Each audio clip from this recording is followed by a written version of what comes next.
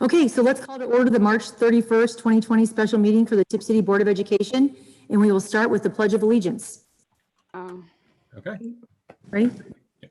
Yeah, there we go. Go ahead.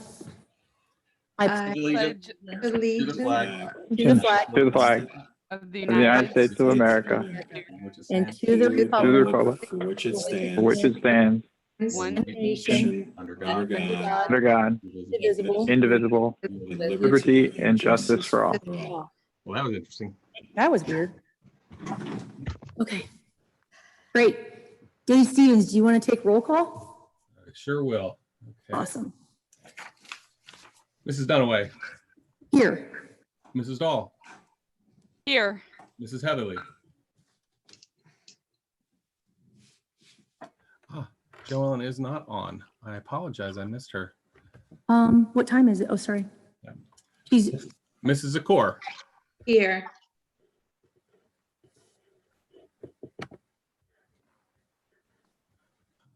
I do not see her in the waiting room. All right. Well, if we start with the new business, hopefully she'll jump on. Maybe I know she has to drive home from work, I think. I don't know how long her commute is. just give me one moment.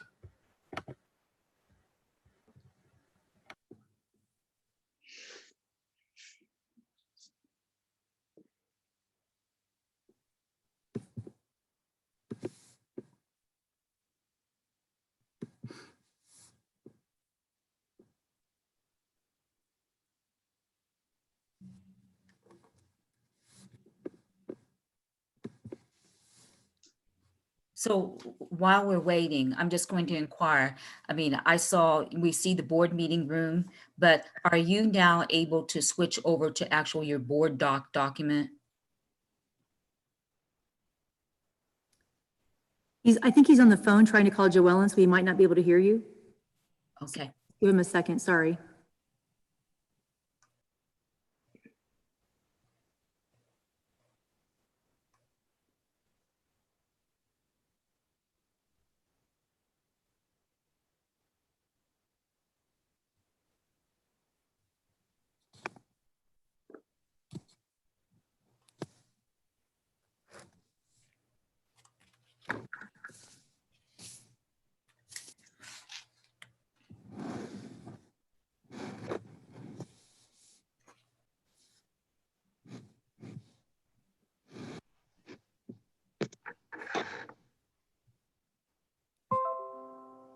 Oh, I think that's Joellen.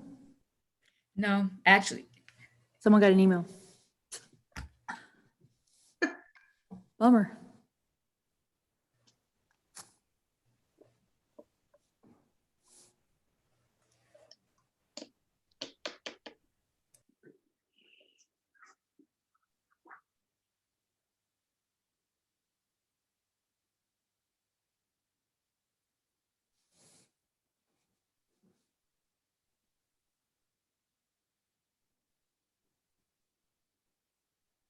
So why does it say 8 participants?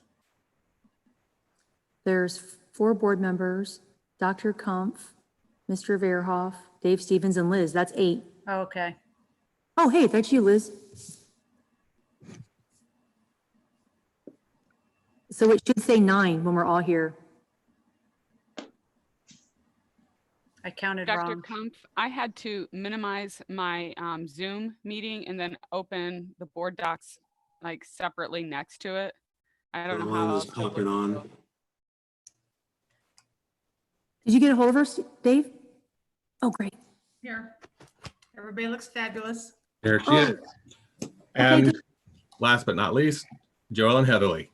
Okay, so we're done with attendance? Official? Yep.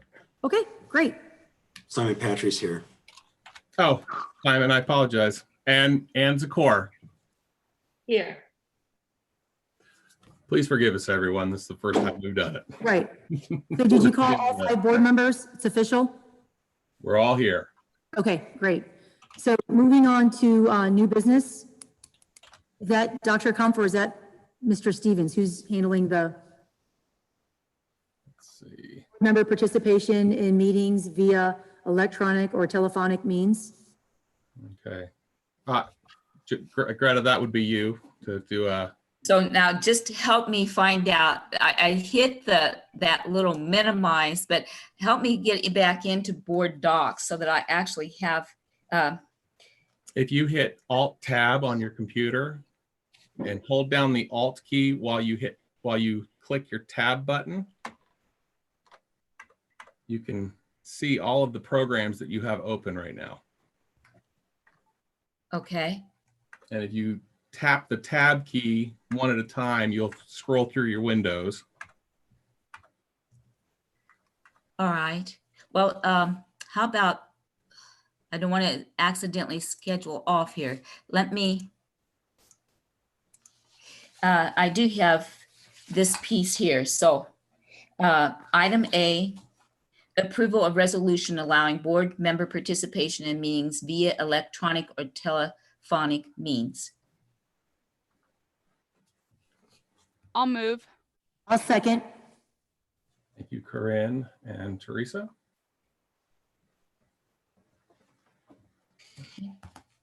Any discussion on this topic, everyone?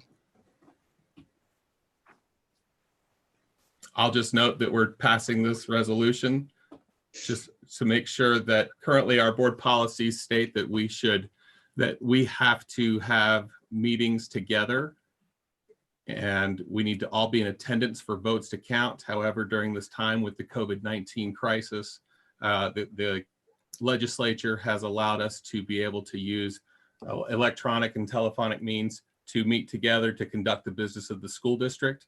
The policy that we're passing right now allows us to just waive sections of our current policy at this time.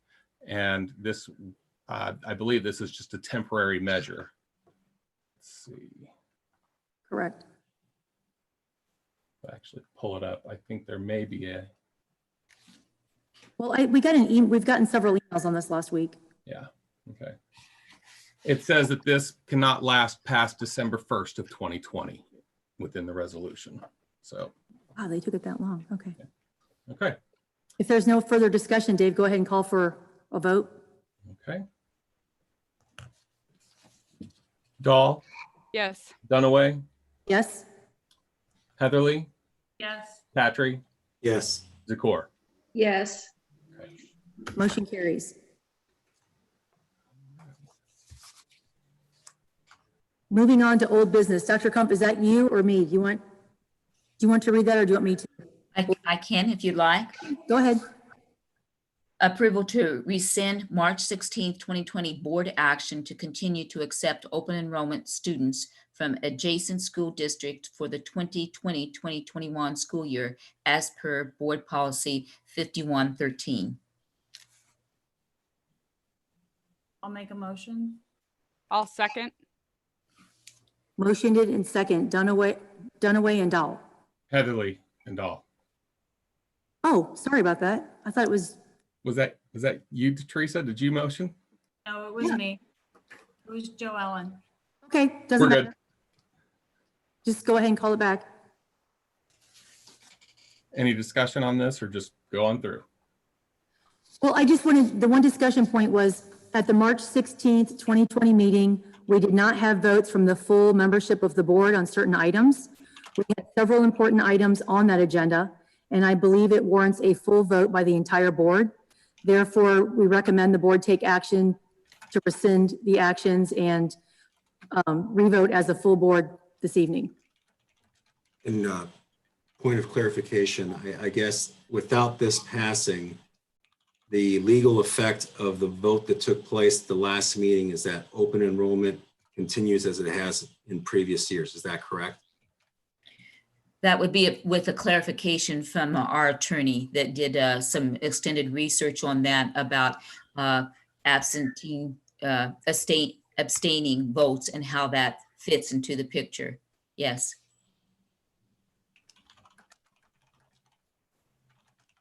Yeah, and I just want to say that that was not Dave Stevens' fault. It was just calculated by board docs, and it's just one of those more obscure items that even board docs didn't know about.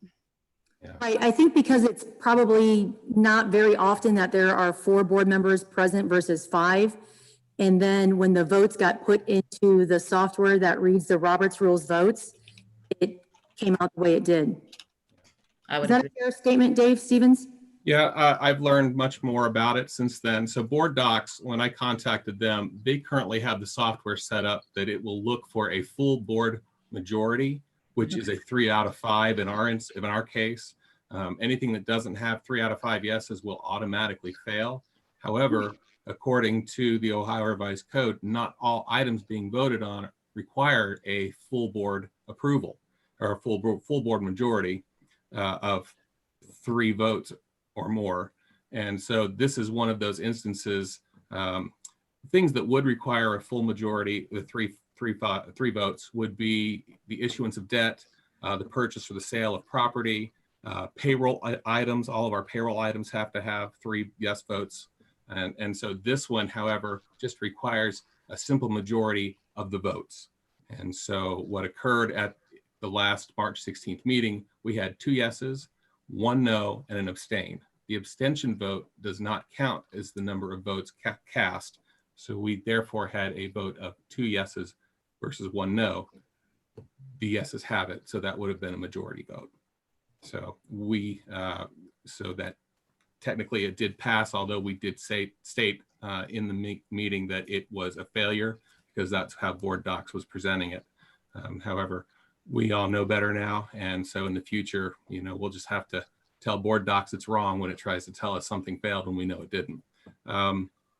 And so with that, are there any other questions concerning that issue that we could ask?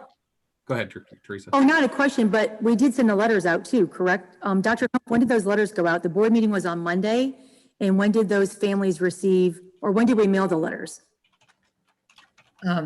Wednesday? I don't even know. It was a couple days later, but Okay. it was as expedient as we could under the circumstances of having the coronavirus and the transition of our schools to the home setting with remote.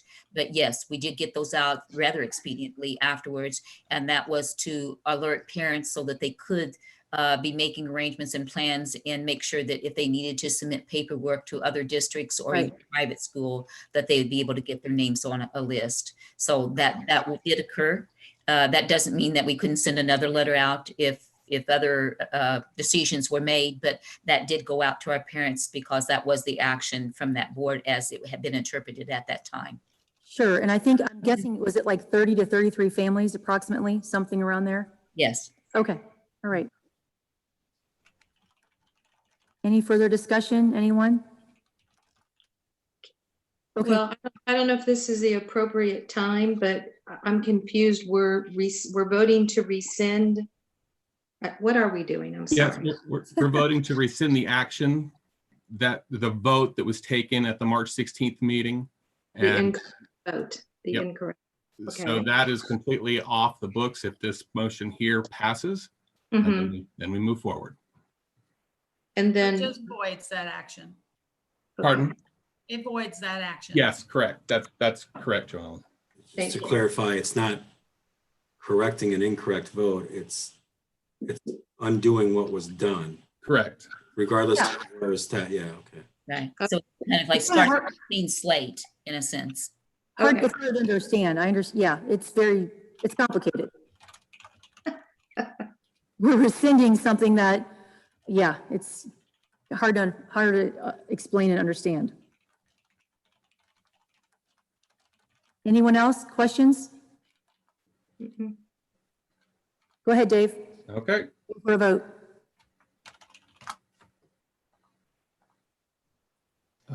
Heatherly, Yes. Dahl, Yes.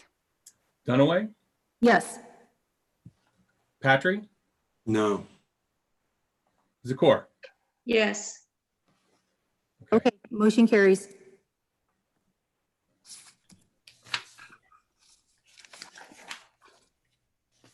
All right, next item, approval to continue to accept open enrollment students from adjacent school districts in the 2021 school year as per board policy 5113. Make a motion. I'll second. Oh, I'll get Simon on that one. release Simon. Okay. Any discussion? No? Well, I'd like to say a couple of things if I may. This is now where we're doing another vote on open enrollment, to continue it or to not. Yes. Correct. Yes. Okay, thank you. I just want to make sure.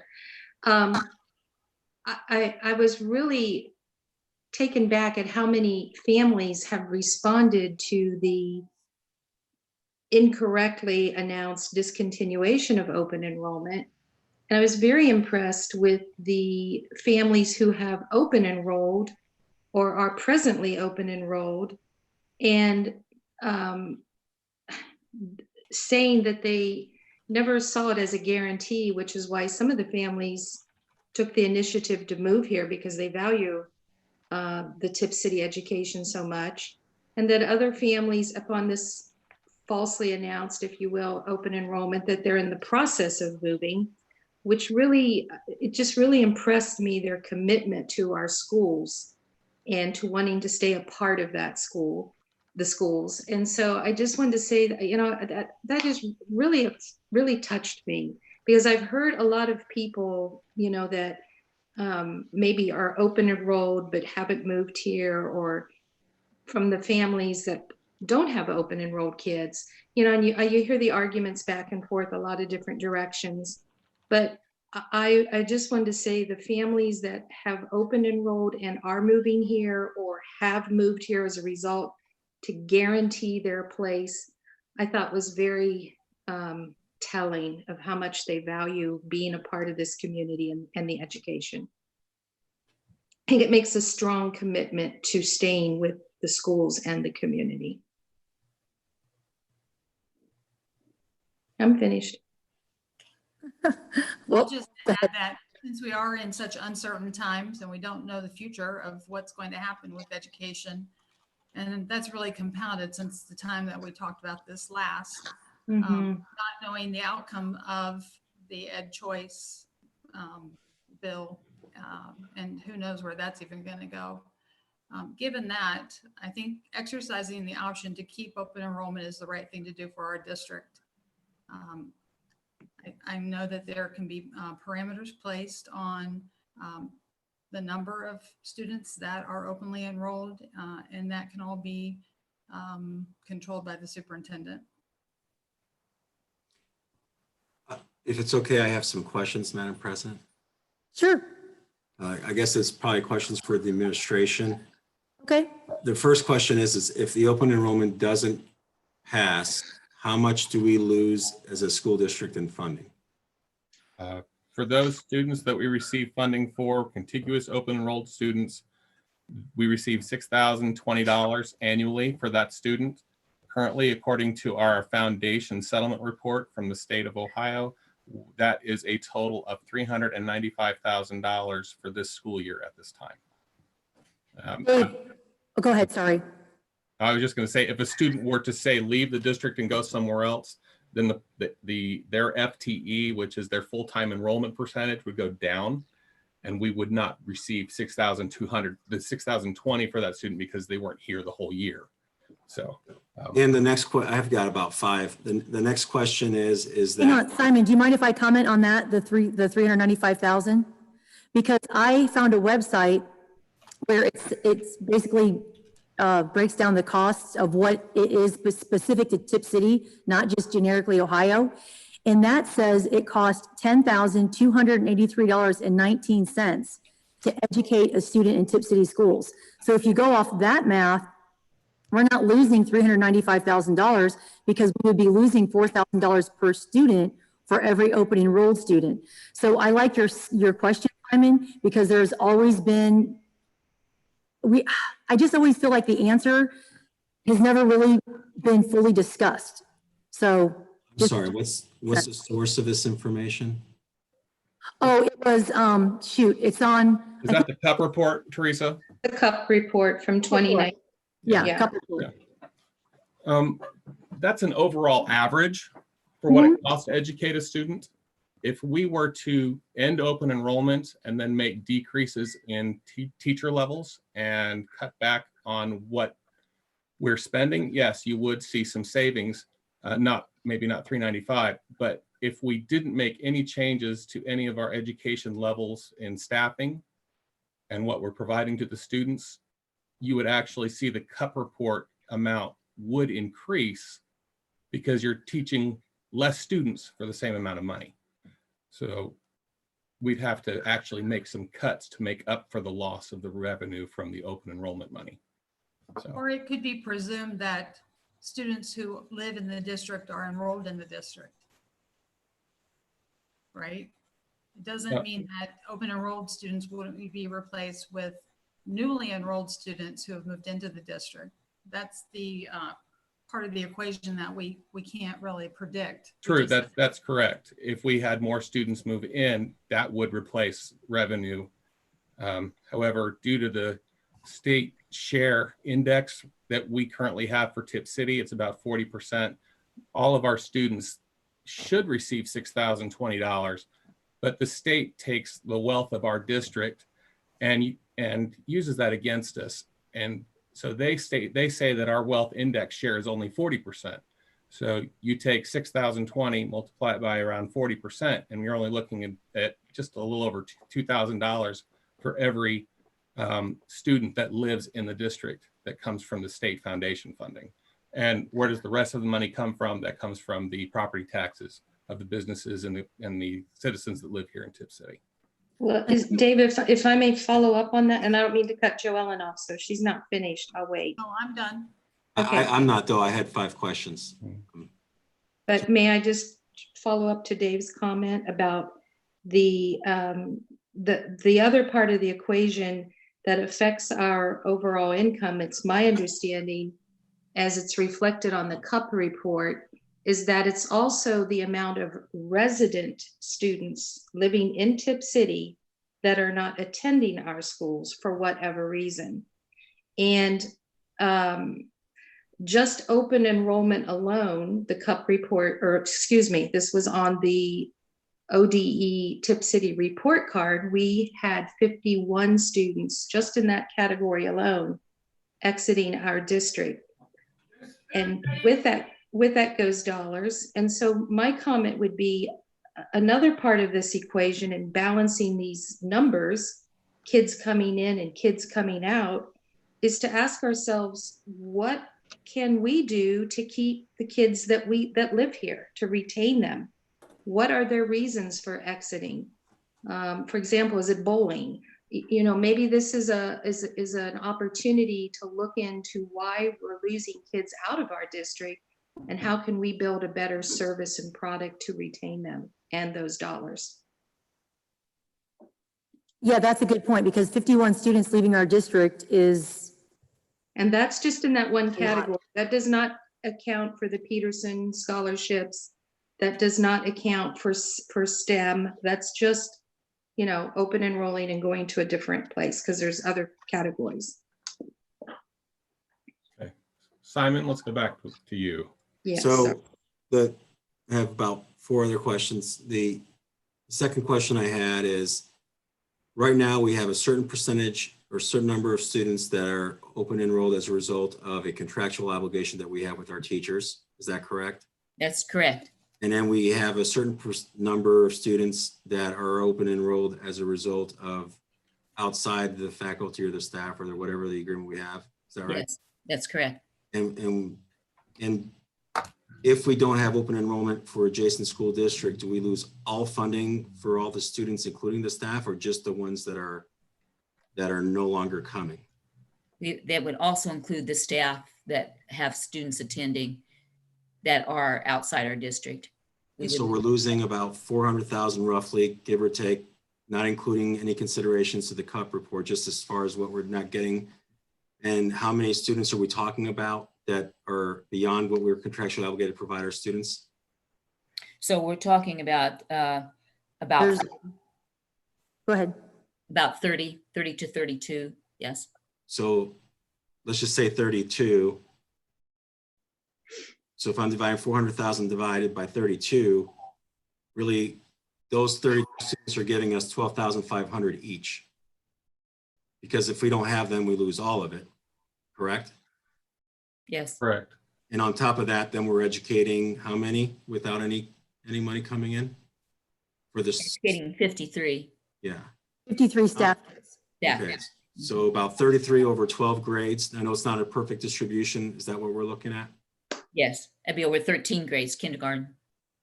And additionally, the school district, I guess, is expanding in that there's other homes coming into play. Mhm. So it's my understanding the administration looks at that in considering who it will allow for open enrollment, depending on the grades and needs. And some of that kind of helps, I guess, supplement what we need to have ready for when those other houses are built. Is that correct? That's correct. We want to make sure that we have classroom space capacity for those that are building and are part of our community, for sure. Yes.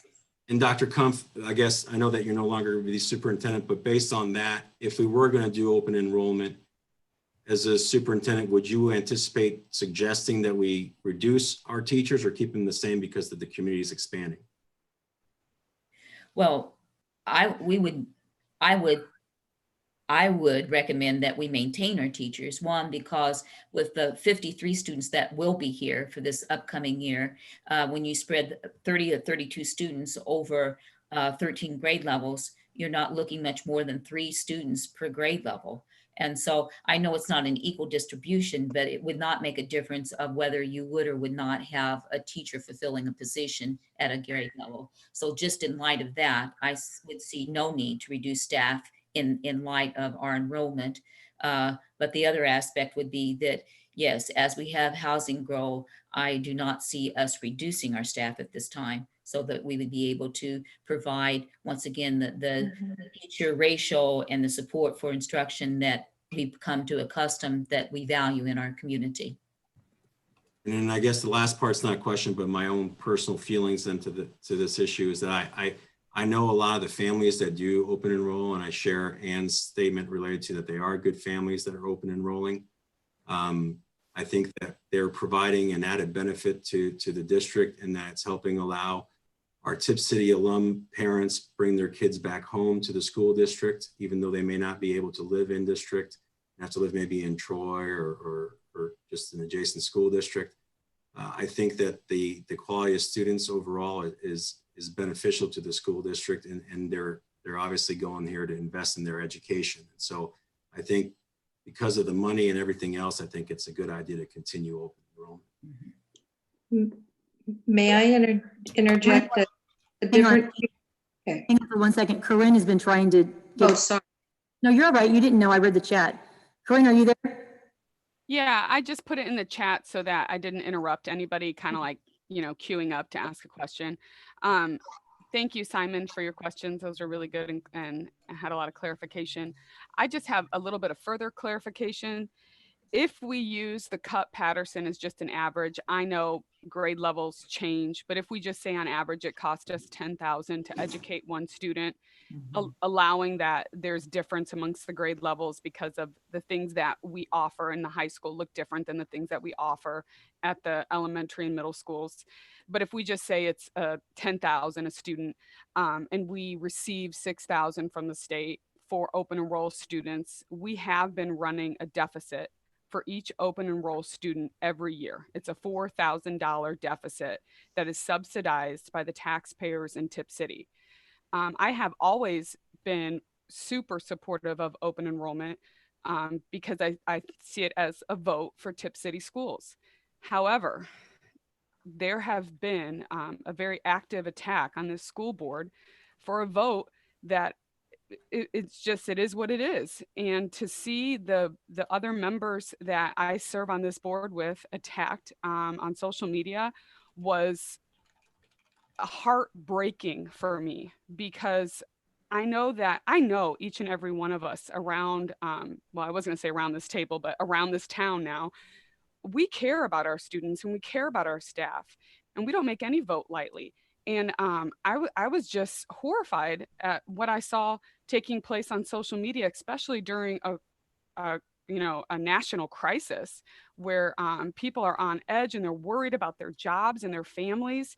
And then to have us get attacked where, again, I just think we're a super awesome group of people that we don't always agree. But I know that each of us here are trying to do what we think is right for our community, even if it's not all same-minded. I like I said, I was just totally horrified. But there is this, to call this a money issue, to say that we're going to lose money if we end open enrollment. We've been losing money since the beginning of open enrollment.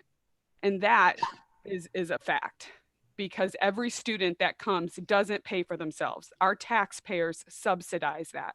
And way back when my mom first came here, Tipp did not pay as much as the surrounding school districts, but allowing teachers to bring their students here was kind of like a perk, But now that our teachers' pay is pretty much on par with everybody around us, and then to get attacked for a vote, I was, like I said, I was just appalled, because our taxpayers and our community is subsidizing open enrollment for every student. They don't pay for their own seat. It's a $4,000 subsidy. That's my comment.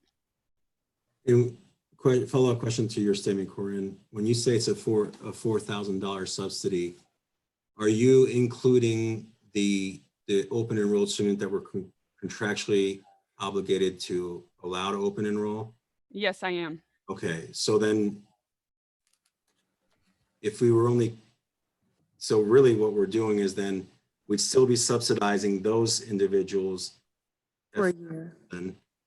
And if we added 33 though, and that's a $12,000 swing, we're really mitigating ourselves a certain extent on the money side with allowing adjacent students, correct?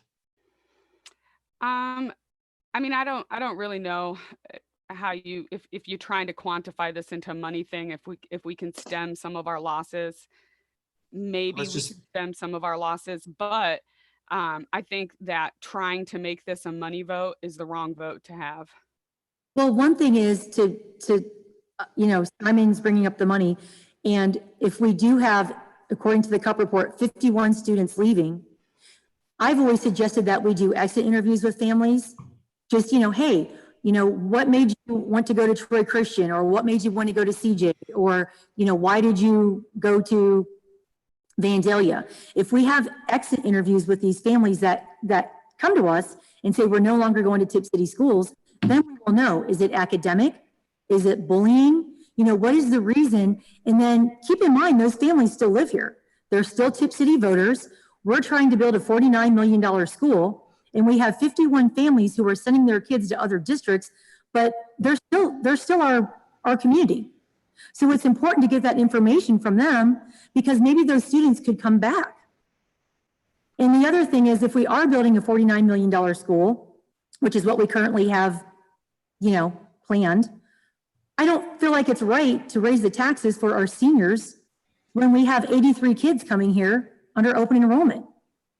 I feel like that's just a hard thing for me to do to a senior who is doing their best just to, get the basic bills paid. I just don't feel like that's right. I feel like if you want to come to Tipp City schools, live in Tipp City. It's very simple. Tipp City schools, live in Tipp City. I mean, that's easy math. I think that if we, to kind of address a couple of things there, is I don't think it's all about the money. I think the money is certainly a consideration, but just to, it sounds to me like what you're suggesting, Teresa, is we get rid of open enrollment, and when we get to negotiating with the teachers, that is no longer a benefit of the contract. If we don't I didn't say that, Simon. I said, if you want to, we're talking about these 33 kids that receive letters approximately on March 18th or March 19th, those families who have been open enrolled. And many of those people, I even called one family on the phone and she said, hey, I appreciate it. We knew when we came here that this could end at any time. They were very gracious. We were on the phone for 34 minutes. I mean, she said she knew this was a year-to-year decision. So I have no idea, Simon. I'm not a psychic. I can't read into the future. I have no idea what's going to happen with negotiations. None of us do. So when you said, did you say 33 or 83 students earlier when you were talking? Simon, there's 83 total, but the staff kids, as you asked earlier, that was your first question, I believe, they get to stay here for another year. Dr. Kumpf answered your question. So Well, I know, but what I'm saying is that I was trying to address your comment. You said Go ahead. 83 students. You don't Total. think to have open enrollment for 83 students, that to me says we're looking into the future. And if we're looking at it in that way, I think that we're going to have a severe consequence related to losing some really good quality teachers. Over the years, we've had some great teachers here who have had their kids open enroll and participate in school district.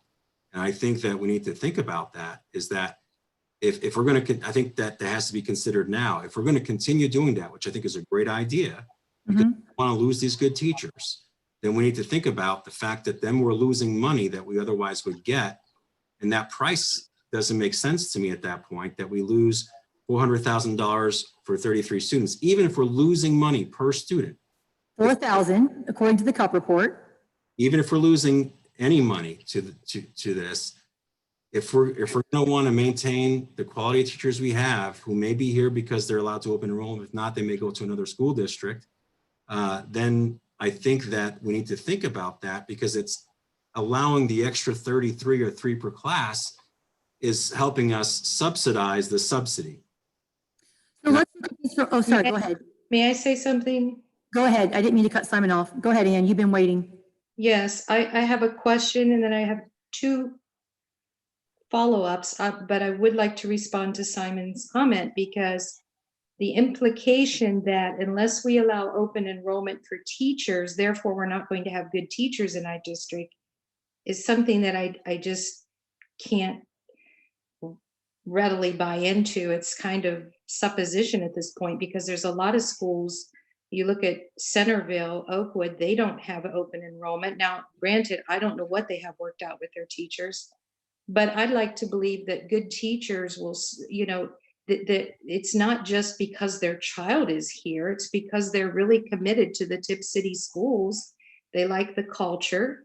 I don't think it's just, predicated solely on their child attending, because a lot of times the children, have graduated and moved on. They're still continuing in Tipp schools.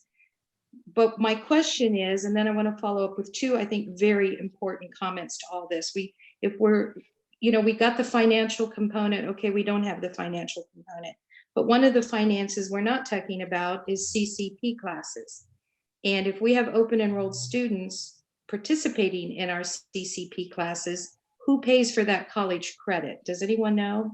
The taxpayers pay for it, Ann. The Tipp City taxpayers. Absolutely. Okay, so we're not talking about that financial part of this component. And not all schools offer CCP. And if I understand correctly, not all high schools offer CCP, which may be another reason why some kids want to come here. And if that's true. I think they all have to now. They all do.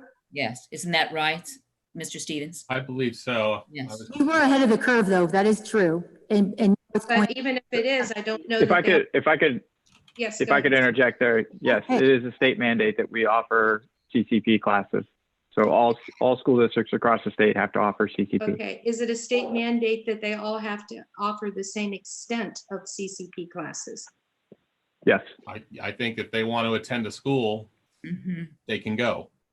So you're saying, Steve, that every high school would have the CCP English or the CCP, they have to offer the same subject matters for CCP? You don't have to offer it within your building, but you have to allow students to participate in College Credit Plus, whether they're doing that in your building or off campus or online. And we offer it in our buildings and off campus. We have a blend between online, on Sinclair's campus, on Edison's campus, and we are incorporating more on our campus to try and keep students in our buildings. That could be an extra draw why they want to be here. But more importantly to me, I mean, that's just, when you start teasing out all this financial data, it can get very, broad. But I would like to say that, first of all, there's no grandfathering clause, to my knowledge, with open enrollment. The legislation the legislation wrote only 3 options for boards to consider. No open enrollment for adjacent districts, open enrollment for all districts in Ohio. And so to the community, there's a great misunderstanding because it's heartbreaking if a child's been in school for so long and then they just abruptly, but we don't have the option as a board to allow a grandfathering. It's not an available option. And with that said, it's a hard, abrupt cutoff if you go to no more open enrollment. But at some point, I think if we're going to talk about the dollars, we also have to talk about, instead of swapping kids in and swapping kids out, people that move to our community are here longer term. And even when their child graduates from our district, they're still here and they're still paying tax dollars to the Tipp City schools. So I think that's a really important concept that nobody's talking about, because it's like, you know, you're here for life. I know that's an exaggeration, but when you're in the community, your children are here in the community, even when they leave our community for whatever reason, college, marriage, employment, the parents are still here for the most part, and they're still paying their dollars. So I see it more as a long-term commitment and investment to our schools and our community by encouraging them to come and root down in our community. Corinne? And kind of to piggyback on that, I was, Sure. of course, I was speaking to a lot of people too. This was a very hot topic. And somebody mentioned to me that if you look back over the open enrollment data, there were years when we had 153, 147 open enroll students. That's right. What would that have looked like to our taxpayers who were trying to sell a house if we would have had people looking to buy? What would that have done to our home values? Because another consideration for us as elected officials is protecting our community. And part of open enrollment is protecting our home values as well. And, you know, I'm not saying that it would have driven the home market through the roof, but those were some tough years buying and selling homes. Maybe it would have helped our community. Somebody mentioned that to me, and I thought that was a really smart, insightful thing to comment on. So Simon, I'm going to look at this from another angle, because when we had the work session, this question came up, and then you accused me of making inflammatory comments, which I absolutely understand where you would have thought that. So then I followed up with an email to the entire Board of Education, because I wanted to clarify on that. Because like I said, I definitely without the background, I can completely understand where you would have thought my comments were inflammatory. So I give you the benefit of the doubt on that. But let's just talk about this from climate and culture and an equity standpoint. If you are a parent who has to, let's just say you're a Tipp City teacher, and you have to get up early, you've got 3 kids, you have to get them to the daycare. And a lot of these, I don't know what time, let's just say 7:30. You have to be in your classroom by 7:30. Your daycare doesn't open till 7. So you're dropping your kids off at the daycare at 7 o'clock, and then you have to be at your school building at 7:30. That's not a big, a leeway. The teachers who have open enrollment get to bring their kids to school with them, drop them off at LT Ball in the morning, where they hang out in the library with Ann Rose. She entertains them, reads to them, has little things for them to do, whatever. Then they get on Ann takes them to the designated spot at LT Ball, where the child gets on the appropriate bus and then goes to their building. So that is what we do for our open enrolled staff members of kids who come here. How is that fair to the teacher who lives here? And she takes her kids to the daycare, but her kids aren't open enrolled because she lives in Tipp City. And if we're saying there's 53 staff kids, let's just assumptively say each person has 2 kids. So that's 25 teachers. So this is a, quote, I'll just say perk for 25 teachers. But if you're not a teacher that has an open enrolled kid here, you're not getting the child daycare before and after school and the free busing, how does that make them feel? You know what I'm saying? Because you asked me earlier about the open enrolled with the negotiations, which I have no comment on that, because nobody knows what's going to happen. So instead of looking at it from a financial standpoint, look at it from a climate and culture. I can't believe that the teachers who have to get up early to get their kids to daycare feel good about the people who aren't even paying taxes in Tipp City, who get to bring their kid before and after school at no cost. Ann Rose is paid with Tipp City taxpayer money. And she's being paid to entertain these kids who don't live here and don't pay taxes here. To me, that's a climate and culture and an equity issue. Well, another climate and culture equity issue is our sports teams. You know, when we have limited spots on certain sports teams, I heard one story, and this was a family that had several generations in Tipp, and good player, but didn't make a spot on a sports team, and an open enrolled student did. And I just sort of, you know, I wrestle with that. I mean, sports are great. Of course, we want the good athletes, best, but at the same time, sports is bigger than just who's the best. And, you know, it should be to a good qualified student to get bumped for no other reason than maybe, I don't know, athletic, or, you know, I don't even want to say in club favoritism. I want to avoid that. That for me, that's a problem for people that have lived here and paying the taxes. I've had several parents come to me and say, it's not fair that I live here and pay taxes here and some open enrolled kid takes up my son's varsity spot. In 5 years, I've had lots of people reach out to me. So I can say, Ann, I've also heard that. Yeah, I don't have a good answer for it. And I just say, it's open enrollment. I can't do anything about it. Right. Then I don't feel good about it. I think those are unique examples, and I'm not denying that, because I don't know if they're happening or not. I have no comment on that. Open enrollment to me is a tool, and it's a way to balance out our classes using the resources that we have. And I would hate to see us lose that tool in this community. This is an option, and it's a way to balance out what we have. It lets you increase the class to an average size or decrease, obviously it doesn't decrease, but so to me, backfilling with students where you have a deficit is a good thing. It's a good tool to have. It doesn't mean it has to be exercised. There is discretion on how many people that you open enroll, and that to me has not been an issue in the past. Well, I think it hasn't been an issue in the past, Joellen, with all candor, which is one reason I wanted to get on the board. And it wasn't for open enrollment. I'm just learning as I go with all these issues.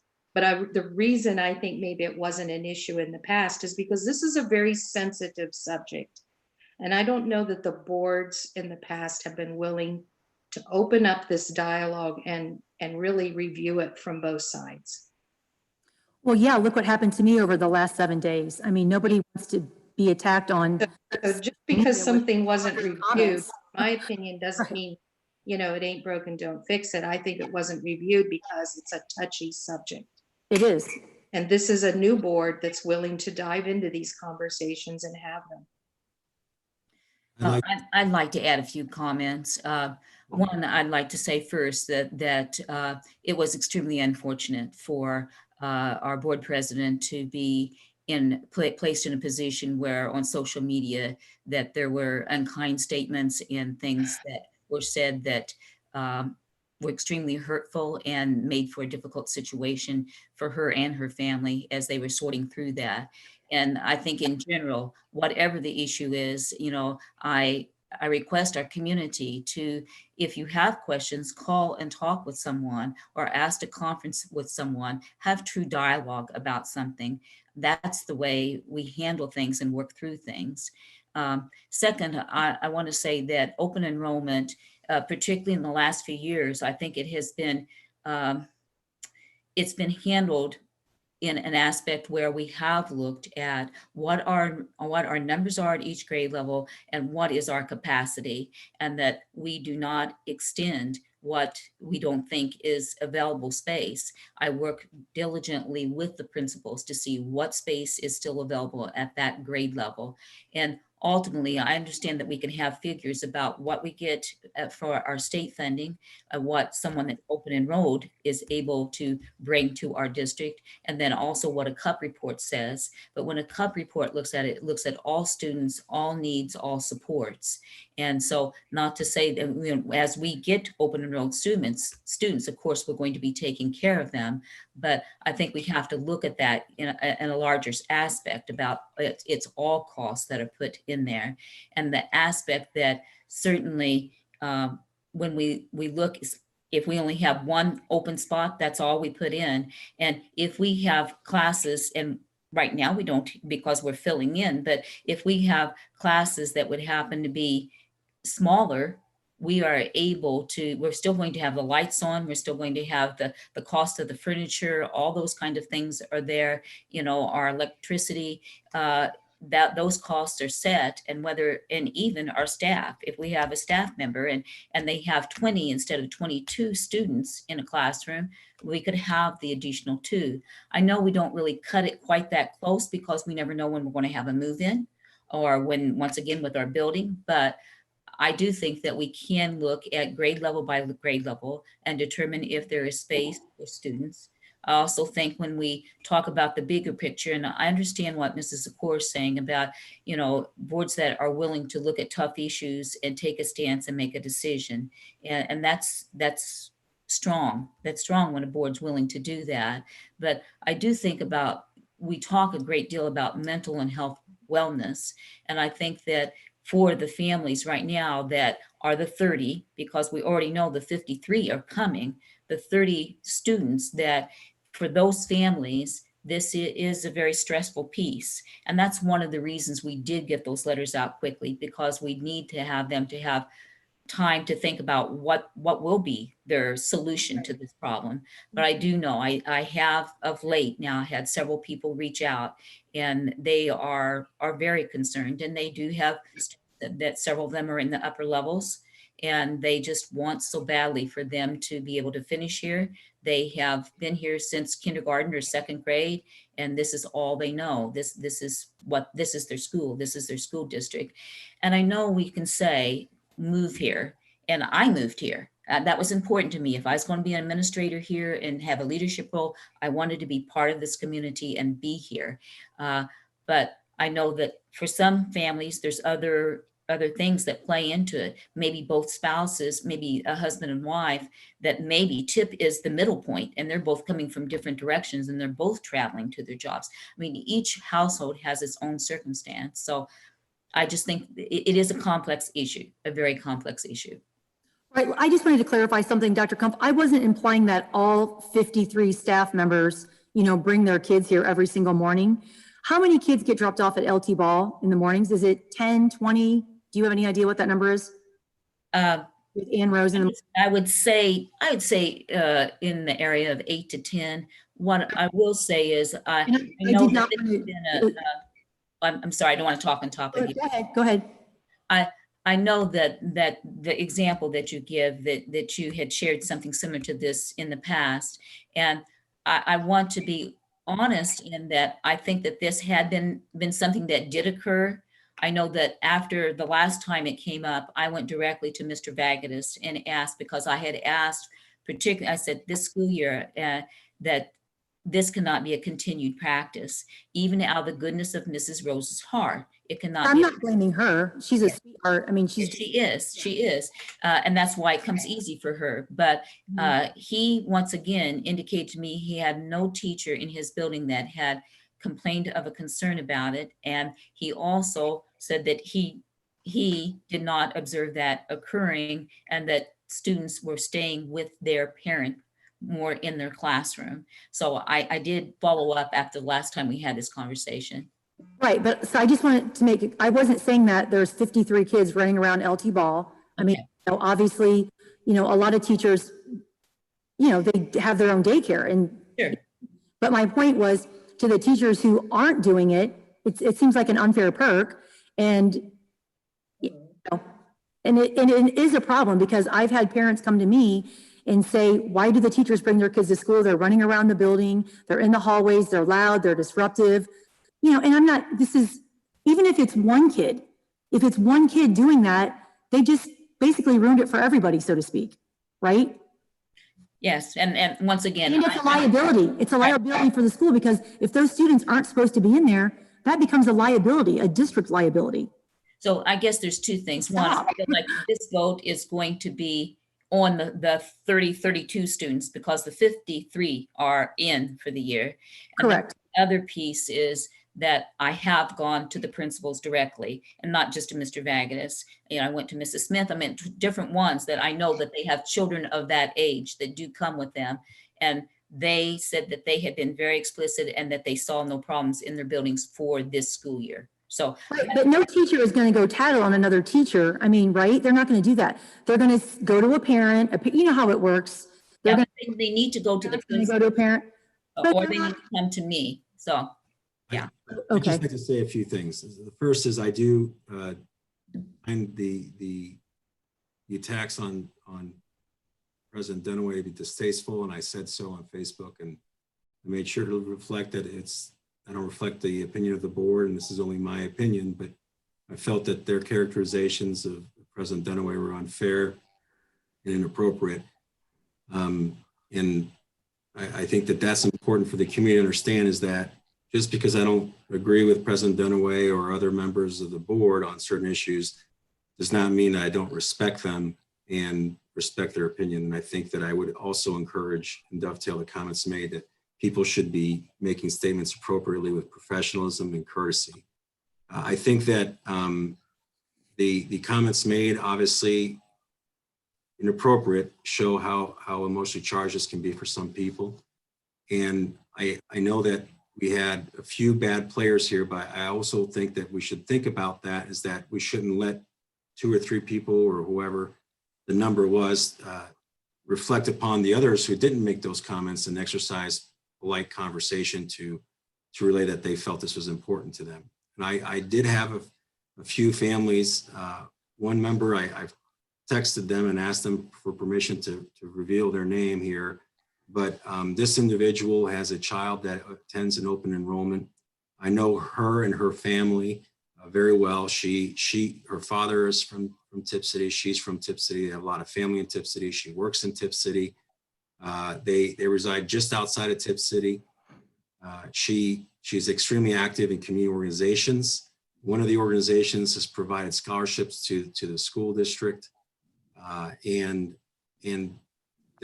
son, I know personally, is an outstanding child, provides a benefit. I understand that there's arguments that can be made related to losing spots on teams and things like that, but I think we also need to consider the fact that sometimes we'll need students to come into classes that may not have as many students.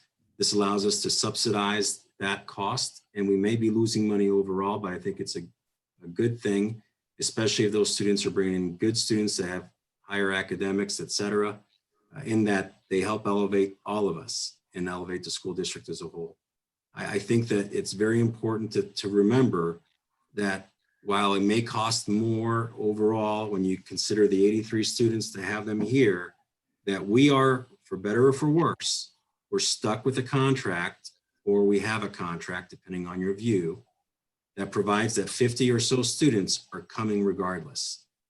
If we vote no today, we still have that 50, and now we lose $400,000 to avoid having 3 students this year, roughly, per grade. You meant 30. Well, 3 per grade, roughly. Oh, sorry about that. 10 or 12 or whatever you want to say. So I think that a lot of comments are made related to the financial side, need to be fleshed out, need to be observed. I think that a lot of things that were said today kind of made me think about things a little differently as it relates to the cost per student, the CUP report, et cetera, which I have not had a chance to review. But it doesn't change my vote today, because regardless of that, we are still having 50 plus students that we're going to be paying for Now we don't even have the subsidy of $400,000. I think that it's my feeling that we'd be better off doing open enrollment this year and then re-examining it as a whole next year on the financial side.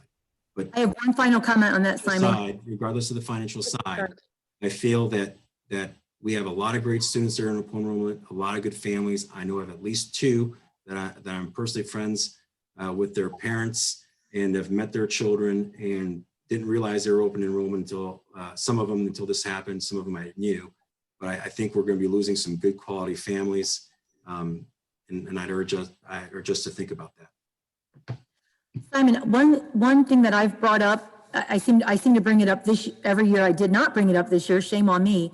But I always look at this, you know, for instance, one year we added the 9th pod for kindergarten because we had a big kindergarten enrollment. That's fine. I think it was last year we added a 9th pod for the 4th grade teacher because we had a big enrollment in 4th grade. And that's the right thing to do, right? We're in Tipp City, we value the class sizes. However, when you get into middle school, this is my big problem.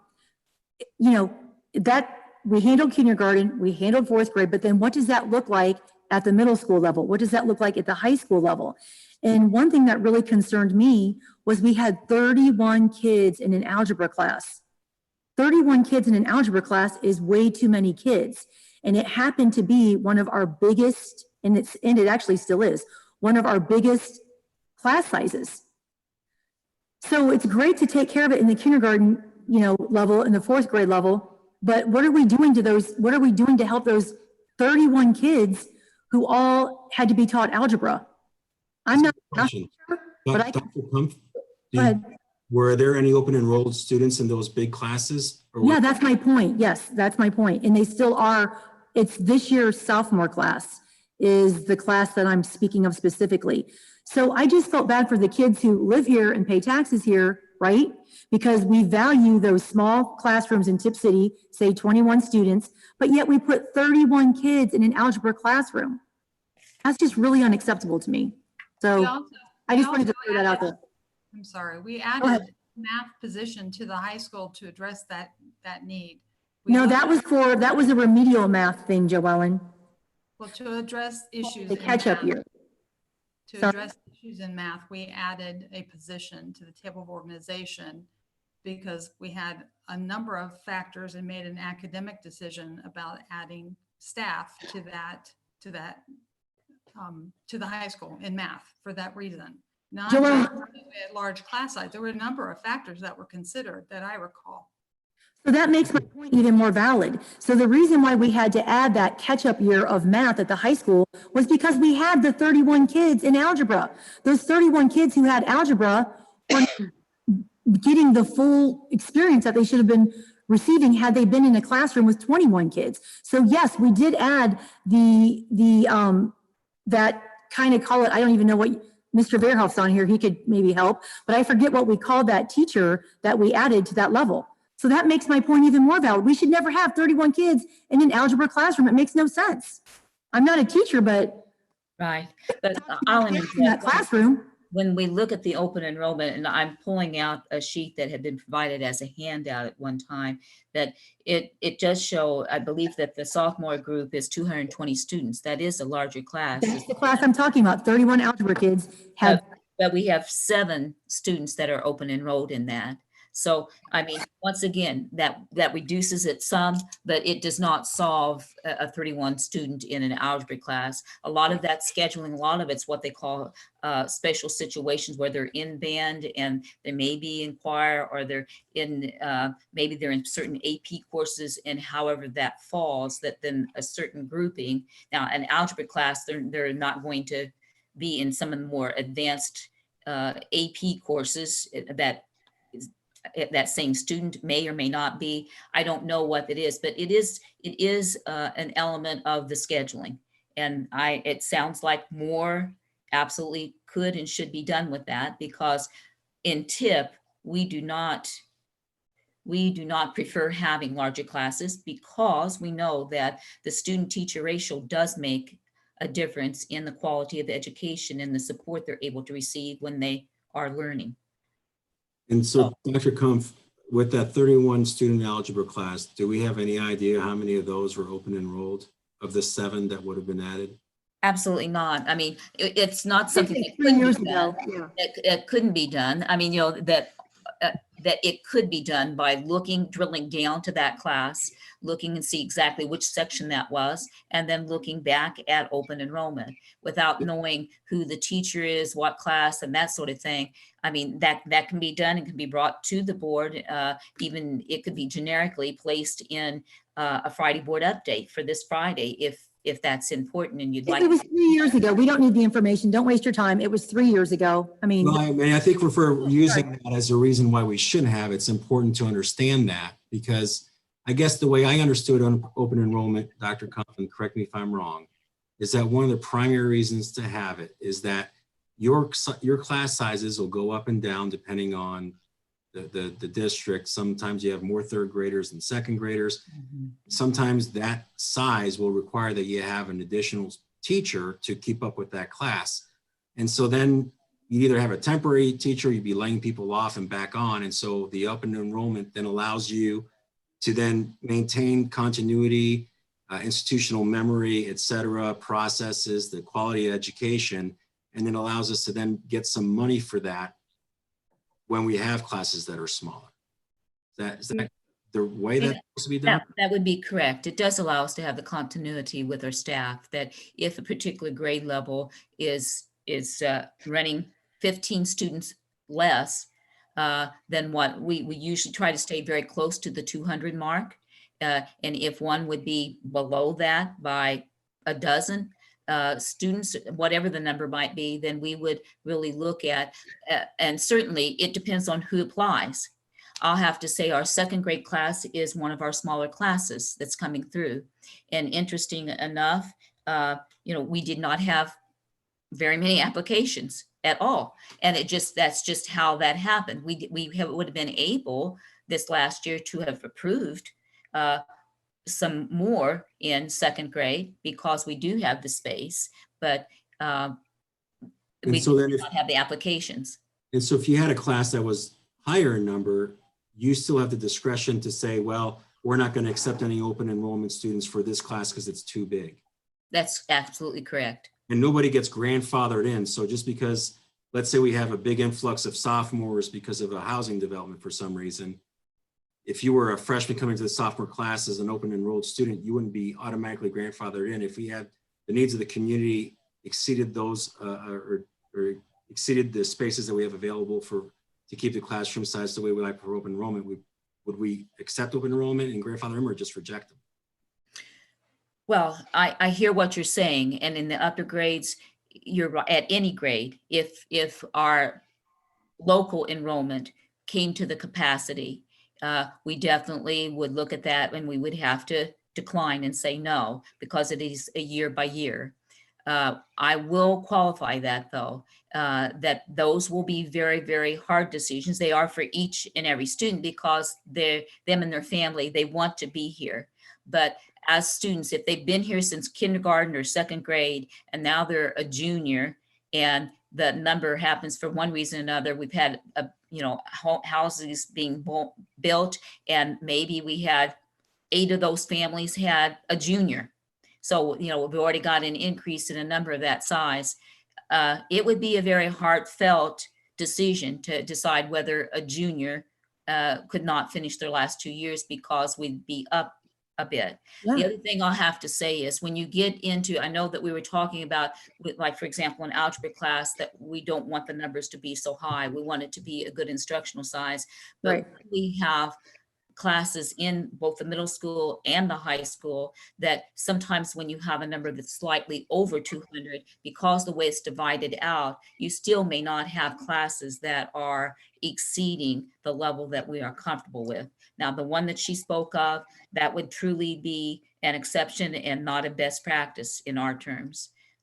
So I'll be very truthful with you. For someone that would be an upperclassman, we absolutely would have every right to tell them no. Will that be an easy decision? No, but we would have every right to do that because it is a year by year application and approval process. So, so in that regard, you're effectuating no open enrollment and no grandfathering, which is what kind of where I'm going with all this, Dr. Kump, and thank you, because I didn't even think about that aspect, and it's really key. And in my summary of where I'm standing, I read the Fordham report. I think Corinne forwarded that.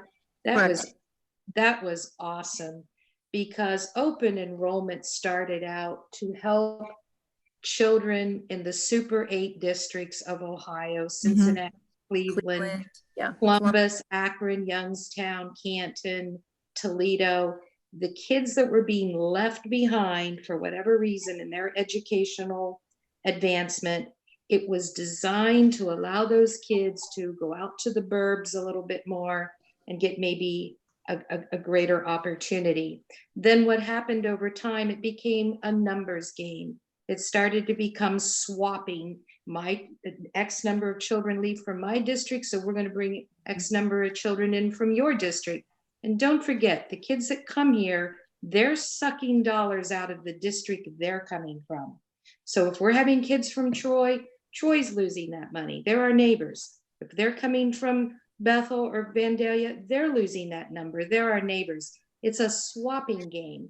And the Fordham report was very revealing to me, because there were some, I thought it was tried, I thought they tried to make it as objective. And what stood out to me the most, particularly for these kids that are struggling, not in Tipp, but in the other areas of Ohio, the grades didn't really advance that much. The performance didn't really advance that much. And we forget to talk about the academic performance. So my conclusion on this is I don't think swapping numbers is the way to go. And by the way, those bigger districts, you're talking about 600 and 700 kids open enrolled to crunch the numbers and bring the dollars in for those districts. We're not talking about 83 numbers. Some of those districts are talking about 300 open enrolled, 500 open enrolled. So I don't like this concept of swapping back and forth. I'd rather strive for best practice that retains the kids that we have. And I would rather encourage people to move into our community, invest in the long term, invest in the housing, invest in our local businesses, and maybe help eliminate some of this depth in metric analysis of who's coming and who's going, because administrative time is money. And that's kind of how I'm concluding I really looked at this from a lot of angles. That's my conclusion. Can I make a motion to vote? I was just going to say, is anybody, are we ready? I am Second. ready to I'll vote. second. I second that, Corinne. Motion and seconded, Dahl and Zakor. Dave Stevens, if you're still on. Hopefully you are. Poor Dave. I think we lost him. We officially lost him first time. No, I'm trying to unmute myself. Dahl, Zakor. So we already had. No, the motion is Heatherly and Patry. Okay, gotcha. We're good. Back on track. Does anybody else have anything to say before we vote? No. Okay. Let's vote, Dave. All right. Heatherly, Yes. Patry, Yes. Dahl, No. Dunaway, No. Zakor. No. Motion fails. All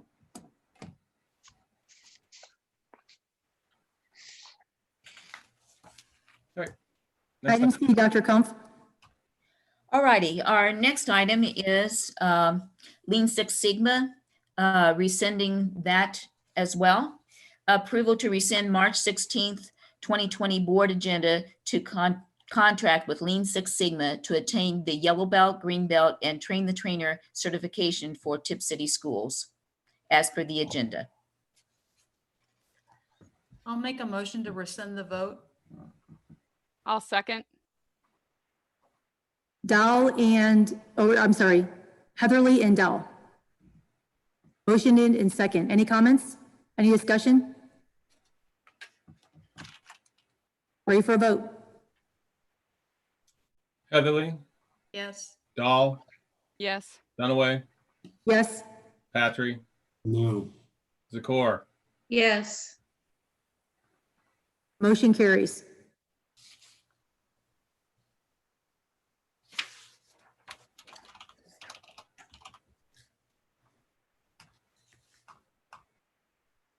All right, so we do not have another resolution on this. It's just some discussion that could be brought forward if anyone would like to at this time.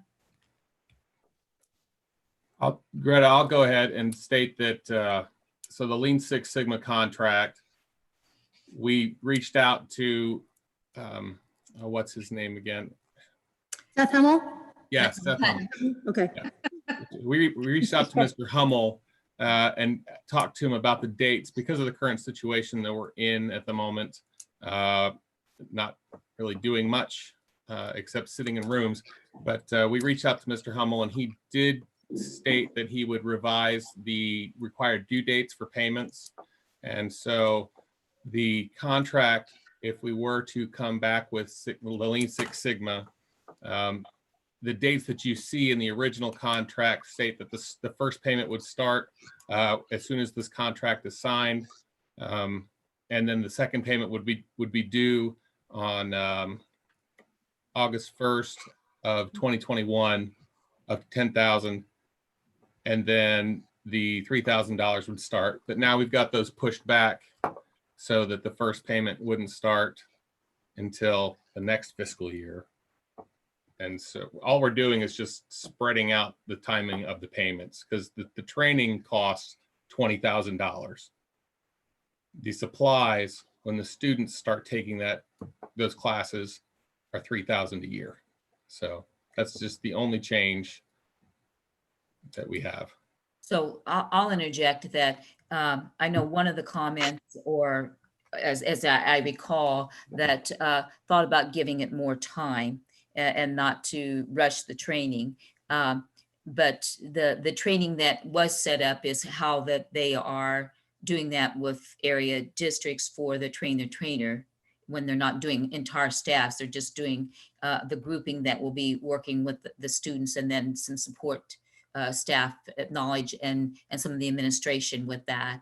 But in our situation, I want to say that with the change of contract and also with the coronavirus and the need for them to cancel some of their training sessions that were really projected for April and May, they are now saying that they would like the contract to really be projected and bumped up, that we would not truly implement until 2021 would be when the real implementation with our students would occur. And am I correct in that, Mr. Stevens? Oh, he is muted. He's on mute. Yep. Yeah. Just do a thumbs up. You don't have to. Okay. But then I wouldn't be online. Oh, So, sure. Thumbs up. in light of this, there is a thought to once again put this on the agenda for the April meeting with that new contract. The contract arrived, but it was like 10 o'clock today, Understood. a.m. And so the attachment we have is not the newest contract. Oh. So go ahead, Ian. I didn't. The one we're looking at right now, Dr. Kump, on the. I think that's correct, isn't it? That we did, yes. That's Not our newest one. Oh, okay. Yes. Thank you for clarifying The that. date changes. Thank you for clarifying that. Mhm. So with everything that we have going on right now with the coronavirus, we're not sure when fall sports are going to start. You know, there's so many unknowns right now. In your opinion, is this the right time to be throwing Lean Six Sigma into, everything else that we're going to be dealing with? I don't know. May I comment on that, Mrs. Well, Dunlap? I was asking Dr. Kumpf, but. Oh, I'm sorry. Go ahead. All right. Well, I'll comment that I do think with it being projected out, the 21-22 school year, I think that we should be in a recovery mode as a nation and be looking, to kind of get back into our pace and our step. I think that gives us enough time. I think that was really kind of a a great thought process and forward thinking on Lean Six Sigma team themselves of really talking with us and suggesting that that's, at this point, that's a need they have because they know they cannot conduct the training on the given time. So I would still very much advocate for us to move forward on that. I think it would be a positive piece in addition to our district. And I don't think that we should not be feeling rushed about it because it has been extended out now. I know it does make it difficult when we're not in session right now, but the training has been pushed back. So that's how the whole timeline, is pushed out a bit. Just a formality. We didn't make a motion to open the discussion on this. We just. This is voted just a to- discussion item. So we're not voting on this. No, Okay. Thank not you. unless somebody says something. We're not voting on Lean Six Sigma. No, Okay, not this evening. but we did cancel or we did rescind the previous vote from the 16th. Is that right? That's correct. Okay. Dr. Comp suggested. So as Dr. Kump says, we're starting on a clean slate again. Is that correct? That's right. And Okay, thank you. and I'm anticipating that would be on the April meeting once again, but if I receive other feedback, that will be, I'll be open to that as well. But at this time, we are just on a clean slate, but we do have an updated contract that would be available. If you have questions, you could pose those to either Mr. Veerhoff or myself, and we could get the information for you that could be pushed out on Friday board update before our April meeting. And then hopefully people could feel like they can make an informed decision for it actually to be active in our schools the year 21-22. May I comment at this point? Yes, yes. Okay. Since we just now have learned that schools are not going to be reopening until perhaps not until May 1st, if then. Right. I guess I'm even wondering why put it on April, maybe because I attended that webinar with Bricker and Eckler, and oh my gosh, the issues that the schools are dealing with now. I mean, wow, from teacher evaluations, administrator evaluations, special education services, credit hours, graduation, what's that, where are we going to put the marker in terms of graduate? I heard the comments, up through when the time school closed. Then the list was long, and you recapped all that actually, Dr. Comp. And I mean, what I'm reading when I went on to other sites, it seems like the theme is, this is not the time for bells and whistles. Don't reinvent the wheel. Keep things simple, because we're not even in recovery yet. We're still in life-sustaining mode. And then after that is going to become the recovery mode. We don't really know when that recovery mode is going to even start. So I agree with Dan on this. I feel that we probably need to table this contract, especially given that there's not an urgency related to a timing issue. If it's not going to be for the 21 to 22 school year, there's no real reason to push forward with a contractual obligation. I think we just table it till a few months later when we get a better sense of what's happening. I would concur with that, Mr. Patry. I would be fine with that. Okay. I can let Mr. Hummel know also. We just have to be aware. He will contact Piqua schools, because we do have this combined training, which is part of the reason that we do have a reduction in our cost or our fee. But that would just be some information. And we just have to he will work with us to make Piqua aware, because I think that they have moved forward and made the commitment there. So that's an additional piece, but until our board approves it, we won't be moving forward. And that's just kind of part of the scenario. I wouldn't mind hearing Steve's opinion on this.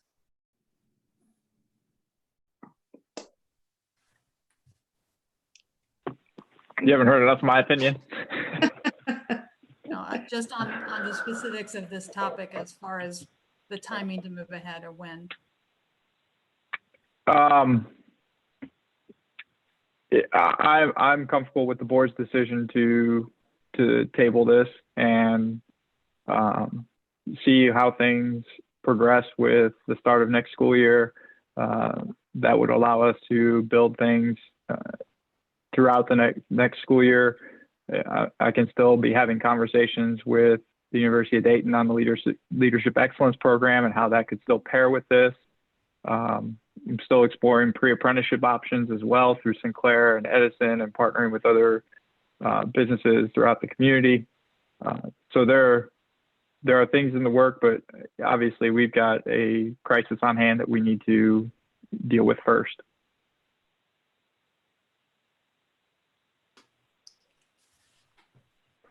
So it sounds like we're tabling it. Yeah, and if I understood, that would be for 2 to 3 months. So I'll make sure that we pass this along. Essentially, if a decision is made, even after Mr. Stefanik's here, maybe that's an important piece, because I know that there is the aspect of making sure that the leadership is supportive of it. So we can take a look at that, and we'll definitely push it out for the next couple months and kind of see where we are on the health related situation in our community and nation.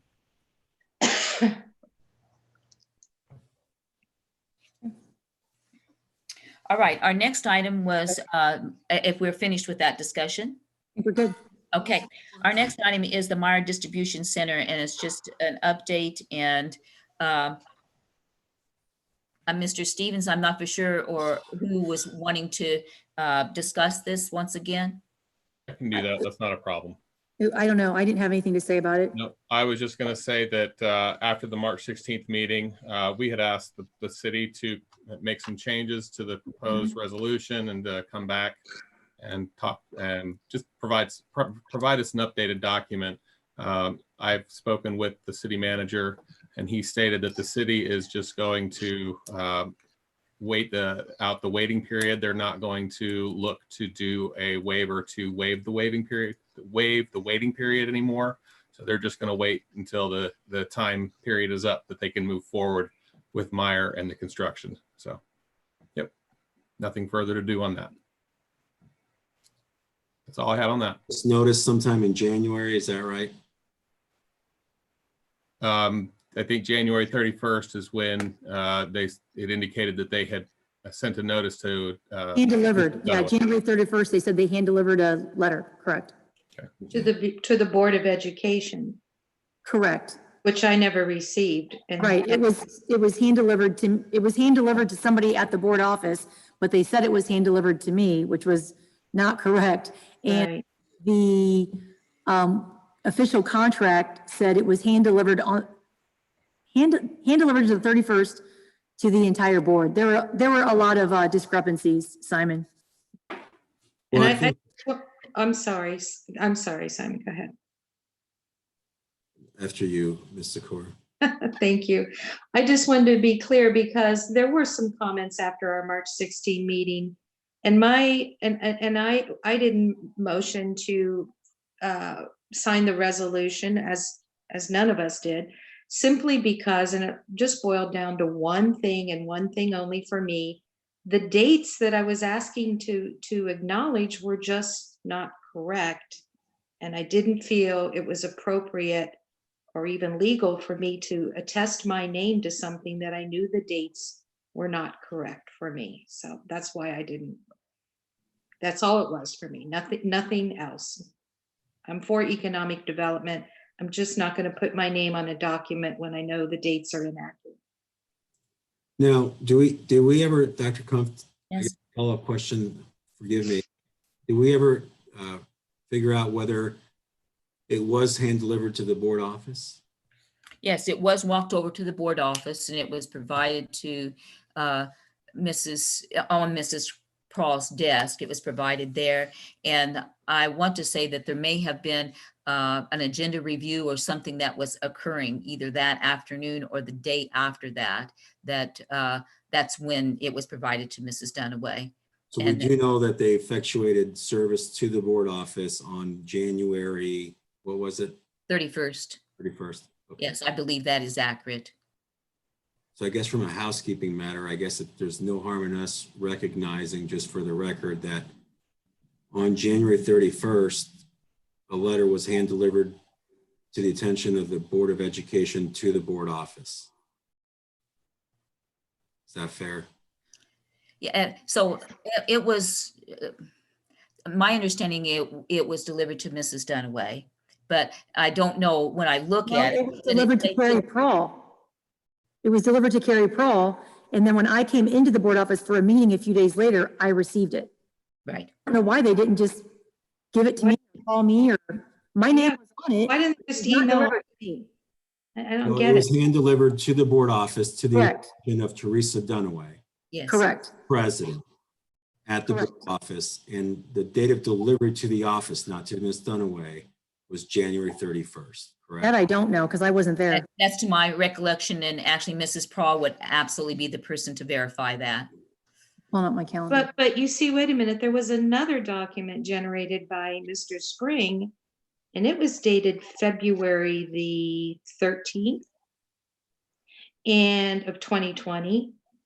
And it was addressed to the Board of Education. There was no stamp of confidentiality on it. And that I never received that. I never even saw it until the Friday before our March 16 board meeting. And I Right, we- believe that was Sorry. referenced in that resolution. Simon, are there any other questions that you have? Because we went over all this at the last board meeting. I know you went over that at the last board meeting. I wasn't there. That's why I'm asking the questions. Well, yeah, no, that's what I said. I didn't last board meeting, but I didn't want to unanswer your questions, so. The correspondence, and you're referring to in February, is a different I'm correspondence, going to right? grab my papers. Yes, if I'm correct, the header that Mrs. of course talking about was on the same document or something of that nature that said February 13th on it.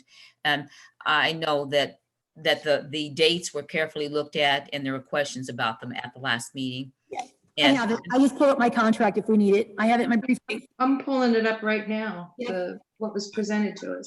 I don't need the waiver. I just making Yeah, no, go ahead. Sorry, Simon. If you have the clarification, I guess, is that, and the correspondence you're referring to, the February date, is a different document than the one that was, correct, yes. To answer the question, you're right. all right, then that's it. Okay, awesome.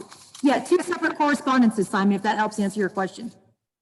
January 31st, and I believe February 13th-ish or something like that. I don't have it in front of me. Teresa, February 4th, go ahead. did someone direct you not to share it with us? Which document, Joellen? The resolution from the 31st? Yes, we went over that at the board meeting. Yeah, Clarifying. that's why I said I didn't think it was fair, the position they put our president in. Yeah, they told Dr. Kumpf and myself that it was absolutely positively confidential, and if anybody found out, Meyer could lose their, Dr. Kumpf, was it called a grant or some kind of? There was a grant and it's, I believe the grant was connected to the aspect of extending a roadway. And that was important, that they did not want to jeopardize that particular grant. Was my And to understanding. for Mr. Patri's benefits, he wasn't at the meeting. You see, what was weird to me is that there was nothing marked on this correspondence as confidential. And it was to the Board of Education, not to the BOE president. And even if that was a confidential document, why would a president, as a matter of, parliamentary procedure or law, why would the president only receive that as a confidential piece? Because she can act individually anyway. The board's the board. So I just found the whole thing strange. Any other comments? Any other discussion?